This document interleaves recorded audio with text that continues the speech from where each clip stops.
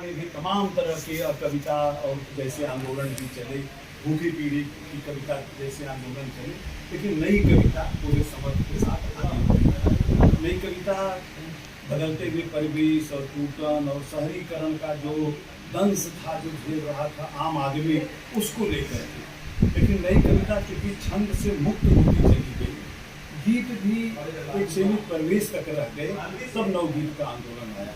और नवगीत के उस आंदोलन का केंद्र मैं कहूँगा ये काशी है, उसका विकास यहीं से हुआ। डॉक्टर शंभूनाथ सिंह के यहाँ मुझे याद है कि हम लोग तब विद्यार्थी थे या अध्यापन में आ गए थे, उस समय शंभूनाथ सिंह के आवास पर माहेश्वर तिवारी, उमाशंकर तिवारी, श्री कृष्ण तिवारी, बुद्धिनाथ जी सभी लोग जुटते थे। एक गीत का परिवेश यहाँ से निर्मित हुआ और नवगीत दशक के कई खंड उन्होंने सप्तक की तरह से निकाले, 10-10 नवगीतकारों का, तो एक मील का पत्थर आगे विकास का काम किया हो। तो नवगीत और गीत के मुख्य फर्क की बात हिमांशु जी ने संकेत कर दिया है।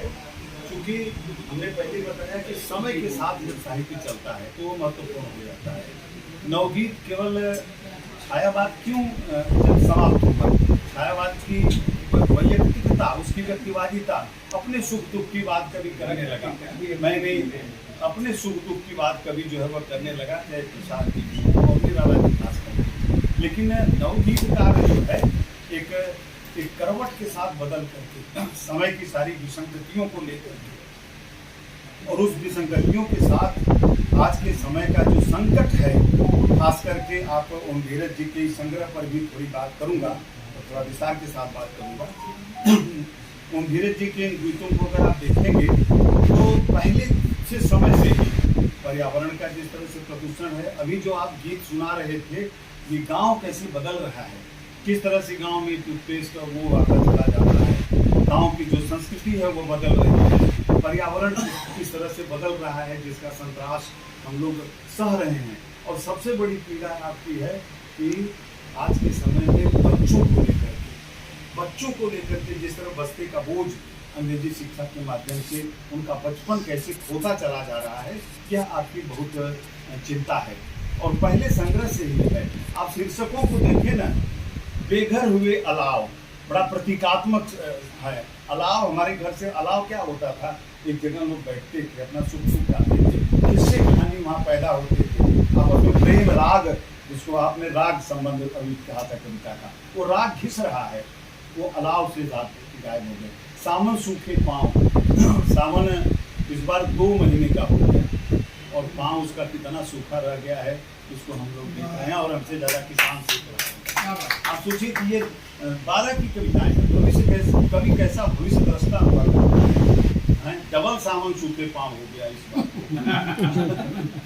बेघर हुए अलाव निरंतर 2004 से लेकर के आप, और इस पुस्तक के प्रारंभ में आपने एक लंबा अपना आत्मकथ्य दिया है। उस आत्मकथ्य को हमें पढ़ना चाहिए। पुस्तक के गीतों के मर्म को समझने के लिए उस आत्मकथ्य को पढ़ने की हमें ज़रूरत है। किस तरह से शुरू में एक मध्यम वर्गीय किसान का बेटा अध्यापक होता है, ओबरा में जाकर के संस्कार मिलता है, और मूल बात यह है कि ओबरा में भी हिमांशु जी भी साथ हैं। वहाँ एक संस्कार मिलता है पढ़ने का, और फिर धीरे धीरे जहाँ रहे। देखिए पिछले दिनों साहित्य कैसे बचाता है व्यक्ति को, ये बहुत महत्वपूर्ण है। ओम धीरज जी इसके उदाहरण है। अभी 2 साल पहले ठीक है, एक ऐसा वृक्ष जो सघन था, जो बड़ी छाया दे सकता था, लेकिन एक ऐसी सुनामी आई, एक ऐसी आपदा की सुनामी आई जिसने हिला के रख दिया। और अगर साहित्य का संस्कार का अंकुर ओम धीरज जी के अंदर नहीं रहा होता तो ये पेड़ सूख के गिर सकता, इसे कोई बचा नहीं सकता था। इसे अगर किसी ने बचाया है तो इसी शब्दों की तपती दोपहरी में बचाया है, साहित्य के संस्कार में बचाया। ये बहुत बड़ा है।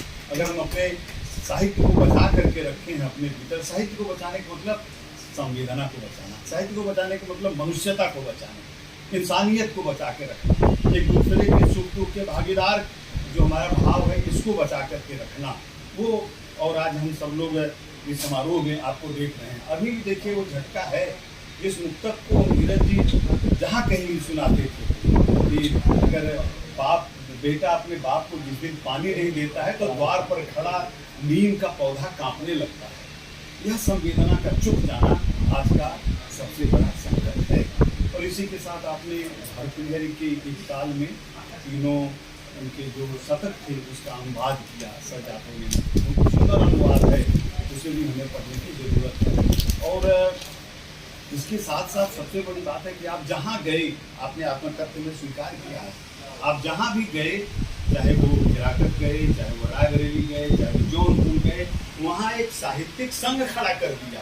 वहाँ के संगम देखिए, जहाँ भी गए, भदोही गए, जहाँ भी गए, वहाँ जैसे वो कीटाणु होते हैं साहित्य के कविता के, एक जगह इकट्ठे होकर के, और वहाँ आपने एक माहौल बनाया, एक वातावरण बनाया।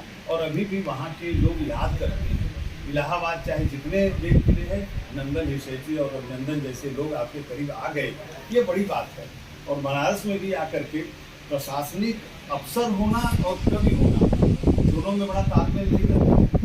कहीं न कहीं संकट है, क्योंकि कोई अफसर अगर कवि है तो सारे कवि लोग वहाँ इकट्ठा होना शुरू करेंगे, जो उसके कार्य क्षेत्र में बाधक बनेंगे। लेकिन वो धीरे धीरे बड़ी कुशलता भी कहूँगा, वो कुशलता अपने अभी नहीं, दोनों के बीच में बहुत सुंदर सामंजस्य बनाया। और इस संग्रह में अफसर तुम बताओ, ये बड़ी सुंदर कविता भी है, बड़ी सुंदर कविता है, व्यंग्य कवि जो है इस संग्रह में है। अब इस संग्रह पर कुछ बातें करूँगा। शीर्षक मुझे बहुत आकर्षित करता है। आपका एक भोजपुरी कविताओं का संग्रह है, रेता क्या। देखिए क्या कविता की परिभाषा करते हैं, जैसे शीर्षक संग्रह के शीर्षक से ही बता देते हैं कि नवगीत क्या है। नवगीत की अगर परिभाषा, बहुत सारी परिभाषाएं हैं, बदलाव में नवगीत का लोग दे सकते हैं। मुझे केवल लगता है कि एक गहरी संवेदना जिसमें हो और यथार्थ के धरातल पर धारण जो कविता कर सके, वही श्रेष्ठ कविता है। गीत नवगीत की बात छोड़, गीत नवगीत अलग है, तो विधाएं अलग हैं, कथ्य सबका एक ही वर्णन है। इस संग्रह को आप देखिए, शब्दों की तपती दोपहरी, हमारे यहाँ शब्द को ब्रह्म कहा गया है, शब्द ब्रह्म, शब्द सब कुछ है। वह अगर दोपहरी की तरफ तप रहा है तो शायद इससे बड़ा संकट नहीं। और यह संकट एक गीतकार के रूप में उन धीरज जी को जहाँ जहाँ दिखाई देता है। एक तो केवल इस संग्रह की कुछ कविताओं की बात, एक तो आज का परिवेश कैसे बदल रहा है, कैसे हम भौतिकता की दौड़ में, अंधी दौड़ में आगे भाग करके अपनी उस संवेदना से हम चुकते चले जा रहे हैं। गांव कैसे बदल रहा है, गांव के साथ बहुत लगाव है। बनारस में रहते हुए भी आपने गांव में अपनी एक पुस्तकालय बनाया है, लोगों के अंदर पढ़ने का एक संस्कार पैदा करने की कोशिश कर रहे हैं। गाँव से हमेशा जुड़ा हुआ रचनाकार है, गाँव में महसूस कर सकता है इन चीज़ों को। आप सभी शंकर पांडे जी हैं, जो सभी रचनाकार लोग बैठे हुए हैं, स्रोत कहाँ से मिलेगा? स्रोत तो उस गाँव से मिलेगा, उस गाँव की तलाश में। कुछ एक दो चीज़ें इस संग्रह के संबंध में बात करूँगा। जैसे गांव की आपने बात किया, तो पुराना समय और आज के समय, इसकी चिंता कई कविताओं में, कई गीतों में इसमें किया गया है। जैसे जो आपने गीत प्रस्तुत किया, कहाँ हमारा गांव, या अब भी अच्छा गांव है, हम ये बात